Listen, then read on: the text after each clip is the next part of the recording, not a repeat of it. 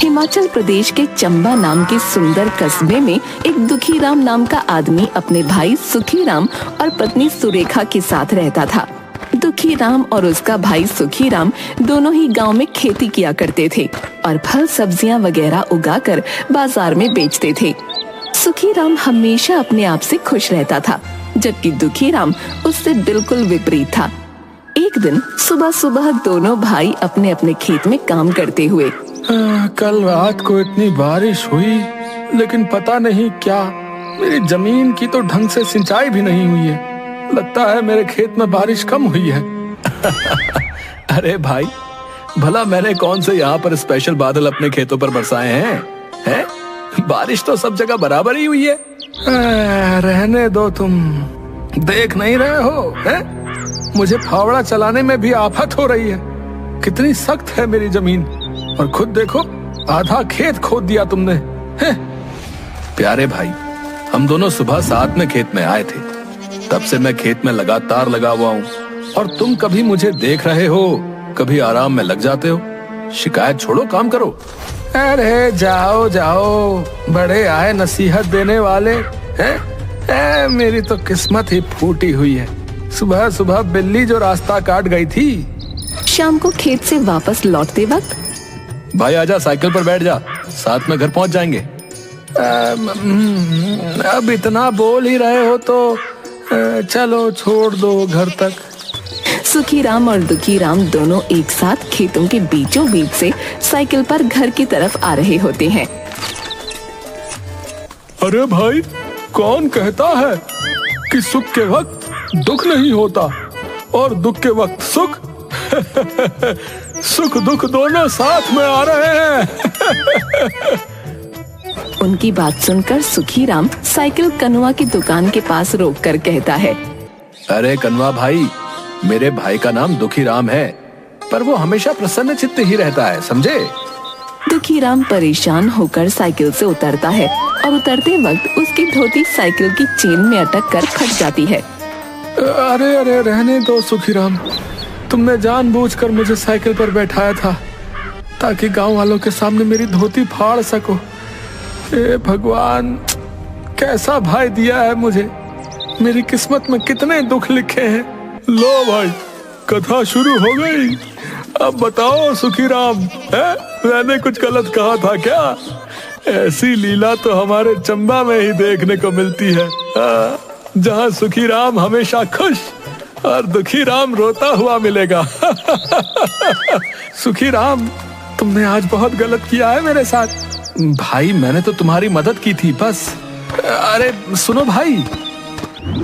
शाम के वक्त चाय की टपरी पर कुछ लोगों के साथ मुखिया भी गप्पे लड़ा रहा होता है।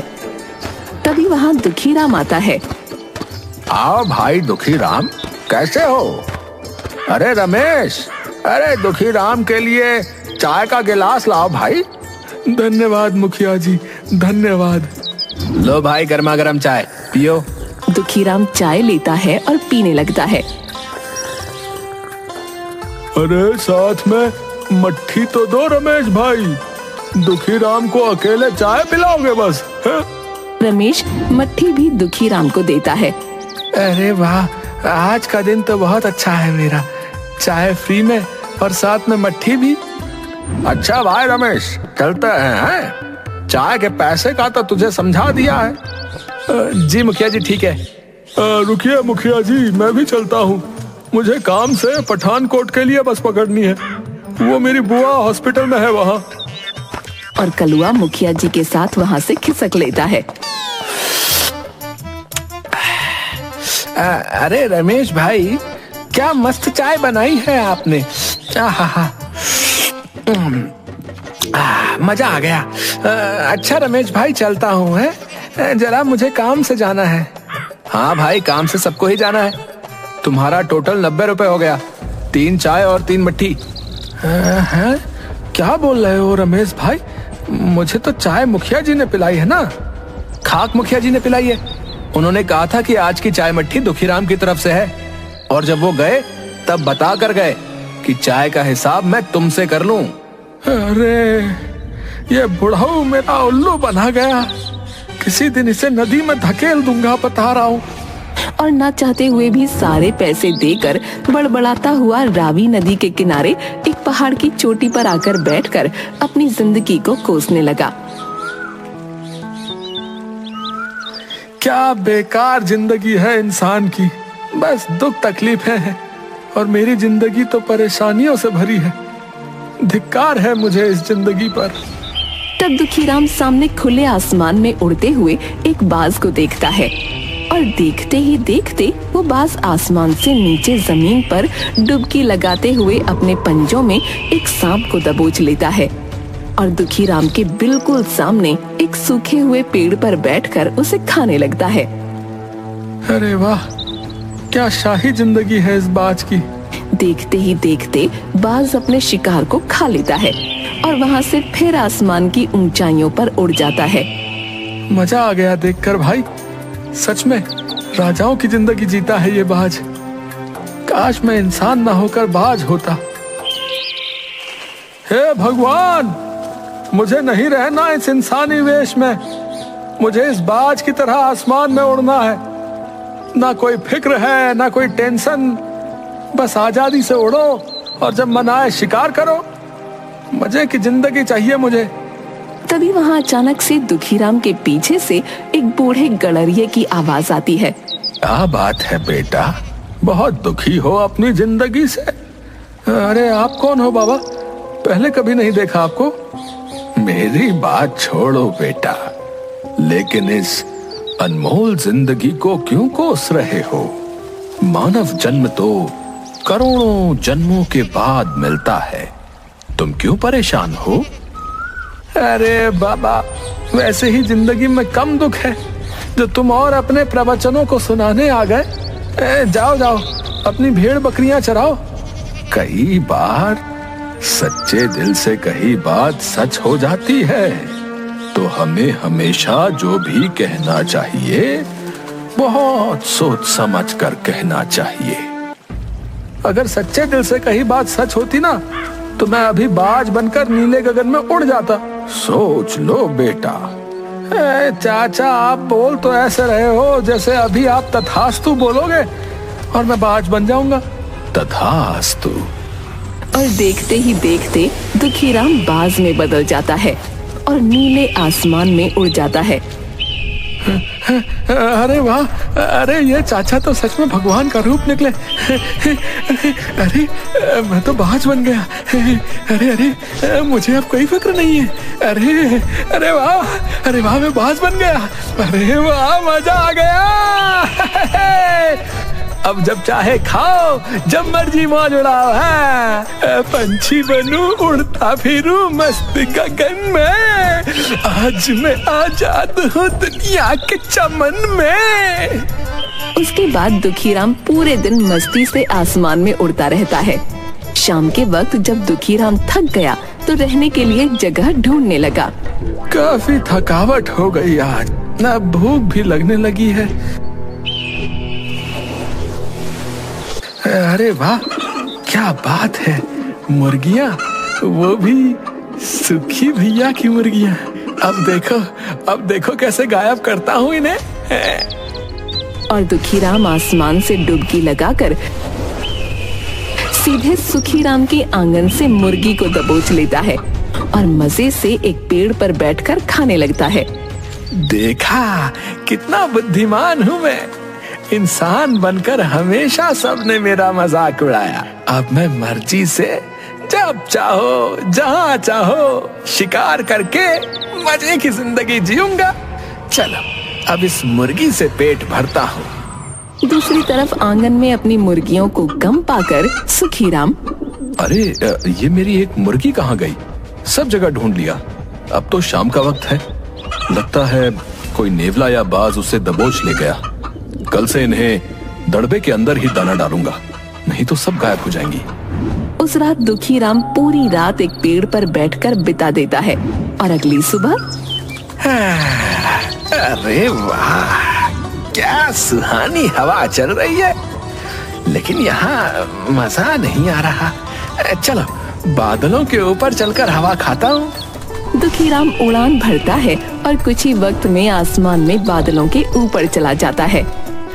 आहा, है ना जिंदगी के असली मजे। मैं यहाँ मजे कर रहा हूँ और उधर मेरा बेवकूफ भाई खेतों में अपना समय बर्बाद कर रहा होगा। हाँ, कितना बुद्धू है बेचारा सुखीराम। तभी कुछ बदमाश कौवे आकर दुखीराम की पीठ पर बैठ जाते हैं। अबे कल्लुए, अबे कल्लुए, अबे मेरी पीठ पर क्यों बैठ रहा है? हैं? अबे वो तेरे अपने पंख काम नहीं कर रहे हैं क्या? अबे अबे नीचे उतर, चल हट बे। कौवे नहीं मानते और उसको चोंच भी मारने लगते हैं।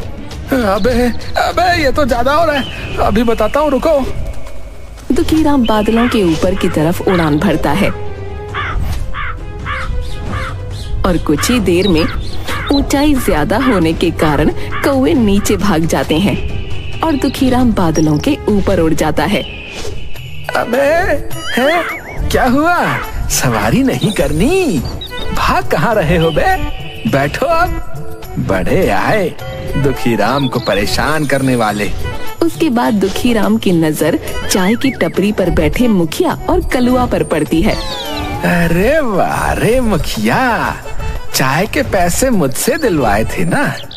रुक, आज तेरी पगड़ी सरेआम उछालता हूँ, रुक तू। दुखीराम उड़कर जाता है और मुखिया की पगड़ी लेकर उड़ जाता है। अरे बचाओ, अरे भैया बचाओ, अरे ये बाज मुझ पर हमला कर रहा है। अरे मेरी पगड़ी कहाँ ले जा रहा है? अरे रुक जा। अरे मुखिया जी, ये क्या? आपकी तो सारी खेती उजड़ी हुई है। अबे चुप कर हरामी। और बाज के पीछे कुछ देर तक भागकर रुक जाते हैं। अरे मर गया। अरे करम जले, कलवा कहाँ गया रे? मेरी पगड़ी लेकर। सारे गांव में किसी को नहीं पता कि मैं गंजा हूँ। जल्दी जा, मैं यहाँ पेड़ के पीछे छिपा हूँ। अरे मुखिया जी, वो बाज है, वो तो सामने आसमान में गायब हो गया। कहाँ से लाऊं आपकी पगड़ी? दोपहर के वक्त सुखीराम घर पर। आज 2 दिन हो गए, दुखीराम घर पर नहीं आया है। वो सही सलामत तो होगा ना? पता नहीं कहाँ गायब हो गया। आप क्यों फिक्र करते हो? कहीं अपने दोस्तों के साथ गया होगा, आ जाएगा। पता नहीं क्यों, लेकिन मुझे कुछ अनहोनी का अंदेशा सा लग रहा है। वो इतना वक्त घर से दूर कभी नहीं जाता।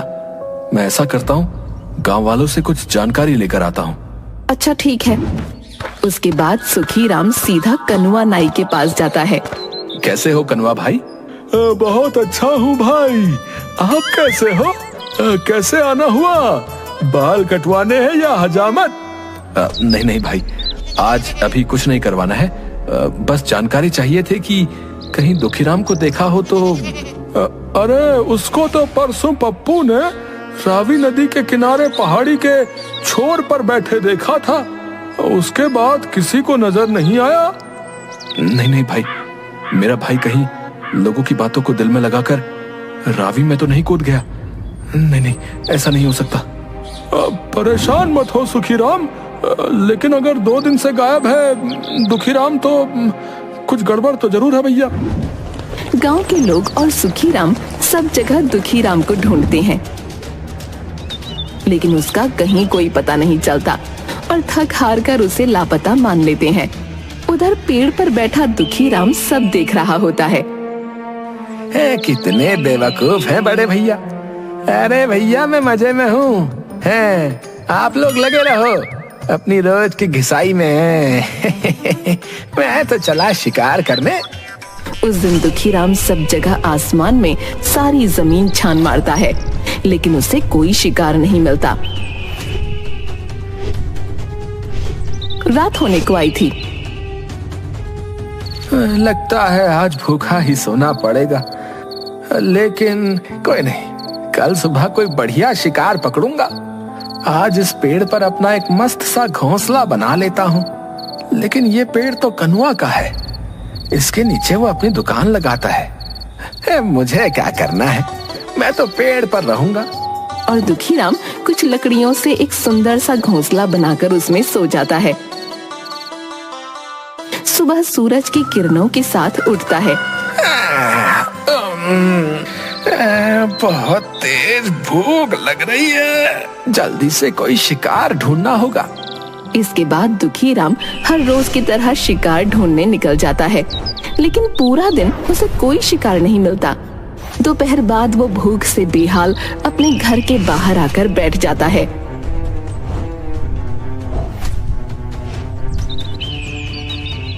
क्या पता आज भैया मुर्गियों को दाना चुगने के लिए छोड़े तो मेरा पेट भर जाएगा। थोड़ी देर में सुखीराम घर से बाहर आता है और सामने बैठे बाज को देखकर, भाग यहाँ से, पहले भी मेरी मुर्गी तू ही ले गया था। और ऐसा बोलकर पत्थर से बाज को उड़ा देता है। अरे भैया, मैं कई दिनों से भूखा हूँ, अब कैसे आपको अपनी बात बताऊं? वहाँ से उड़कर दुखी राम अपने घोंसले पर आ बैठता है और वहाँ से नीचे काम कर रहे कनुआ पर बीट कर देता है। अरे ये कहाँ से इस आफत ने घोंसला बना लिया यहाँ? रुक, तुझे अभी बताता हूँ। और एक पत्थर घुमाकर मारता है, जिससे बेचारा दुखी राम वहाँ से उड़ जाता है। अरे अरे अजीब पागल है, इतनी जोर से मारता है कोई, अभी मेरा सिर फूट जाता। अब कहाँ जाऊँ, भूख के मारे अब उड़ा भी नहीं जा रहा।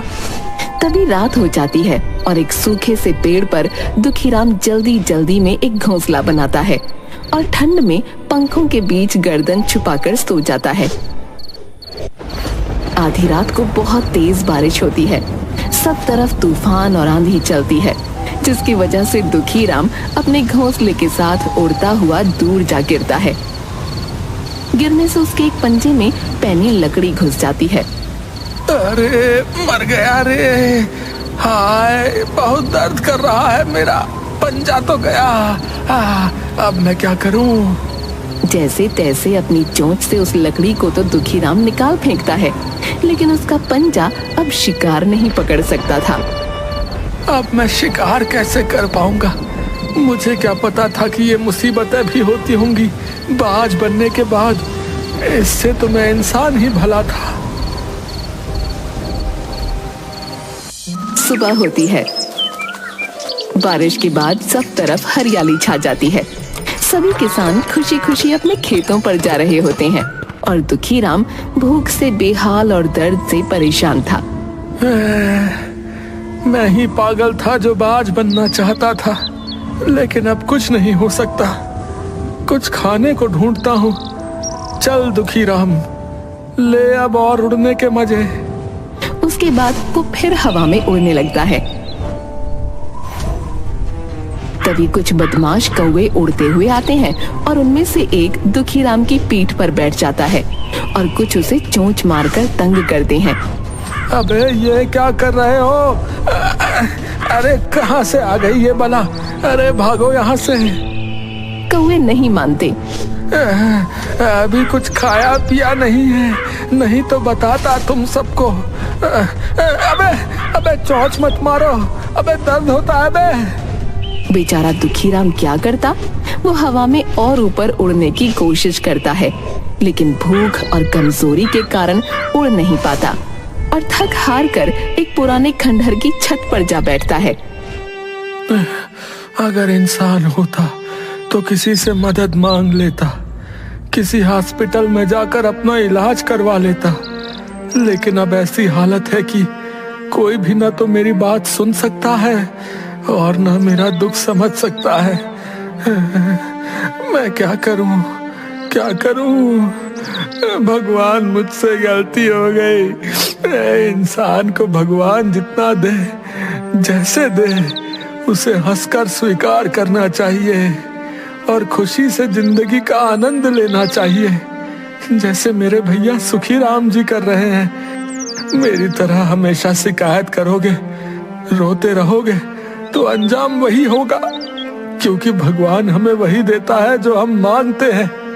इसी तरह कुछ दिन बीत गए। दुखीराम बहुत कमजोर और मरने की हालत में था। तभी अचानक उसके सामने एक मरा हुआ चूहा आ गिरता है, जिसे देख दुखीराम को एक आस होती है कि शायद वो बच जाएगा। शायद भगवान ने मेरी सुन ली, इसे खाकर कुछ तो जान आएगी। लेकिन जैसे ही दुखीराम अपनी चोंच से चूहे चूहे को खाने की कोशिश करता वो खा नहीं पाता, क्योंकि उसकी चोंच आगे से मुड़ चुकी होती है। मेरी चोंच को क्या हो गया? ये कैसे मुड़ गई? मैं तो भोजन भी नहीं कर पा रहा हूँ।